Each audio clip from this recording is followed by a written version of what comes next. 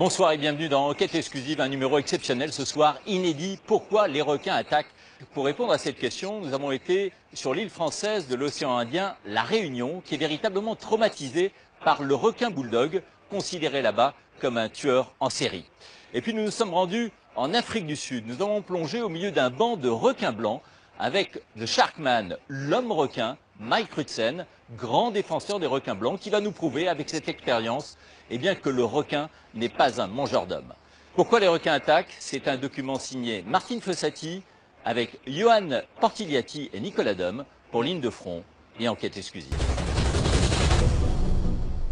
En Afrique du Sud, Mike Rutsen a un surnom, The Sharkman, l'homme requin.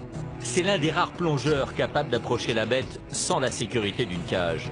Il va même jusqu'à nager au plus près de ce prédateur, collé à son aileron.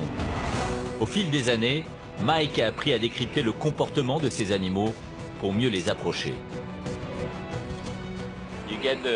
Vous attirez les requins avec du sang de thon? Ouais, c'est ça. Avez-vous essayé avec du sang humain? Non. Au tout début, quelqu'un nous a dit le truc qui marche, c'est le sang. Alors nous sommes allés dans un abattoir, nous avons pris 160 litres de sang animal et nous l'avons mis à l'eau. Vous pensez que la plongée en cage, c'est quelque chose de bien? Oui, ces animaux sont toujours protégés. Je pense que c'est une bonne chose. Ici, près d'une centaine d'attaques se sont produites dans les 20 dernières années.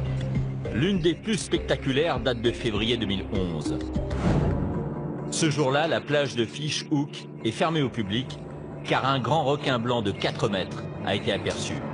Malgré les mises en garde des maîtres nageurs, un homme entre dans l'eau. Il est attaqué par l'animal qui lui arrache une jambe. 2 baigneurs qui ont vu la scène lui portent secours. L'homme est transporté en hélicoptère à l'hôpital. Il survivra à ses blessures. Ces dernières décennies, la pêche au requin a pris une dimension industrielle. Plus de 100 millions de squales sont tués chaque année. En Asie, leurs ailerons sont très prisés pour faire de la soupe. Résultat, un vrai massacre. 30% des espèces de requins seraient aujourd'hui menacées de disparition. En Afrique du Sud, les squales meurent aussi à cause d'une autre raison. Ils sont victimes des filets anti-requins installés le long de la côte. Le requin, seigneur des océans, garde encore bien des secrets. Certes, il nous renvoie à nos peurs ancestrales à l'égard des monstres surgis des abysses, mais les accidents restent rarissimes. Nous ne faisons pas partie de son alimentation.